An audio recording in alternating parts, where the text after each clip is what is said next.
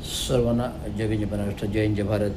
आज पूर्ण महानगरपालिकेमध्ये एकच चर्चा की दिवंगत कामगार नेते चांगू शिंदे यांच्या नामकरणाची आणि त्यासाठी लढणारे त्यांचे सुपुत्र कामगार नेते युनियन लीडर रवींद्र शिंदे यांच्या आत्मदहनाची.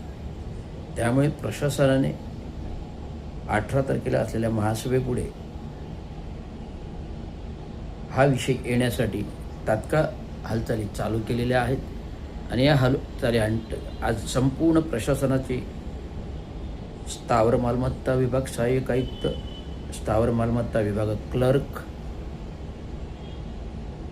उपायुक्त जनसंपर्क स्थावर मालमत्ता उमेश विरारी, अतिरिक्त आयुक्त 2, उपायुक्त मुख्यालय गुदापुरी या सर्वांची आज चर्चा भेटी गाठीनुसार त्यांनी जे जे काही सांगितले त्या पूर्तता त्या विभागाला त्यांनी सूचना दिल्या, त्याप्रमाणे हा प्रस्ताव मार्गी लागला.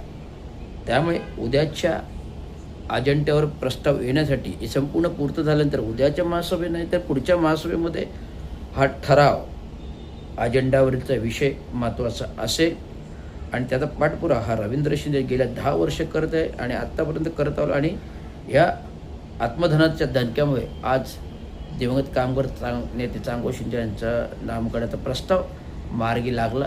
याचं मला आनंद आहे, अभिमान आहे.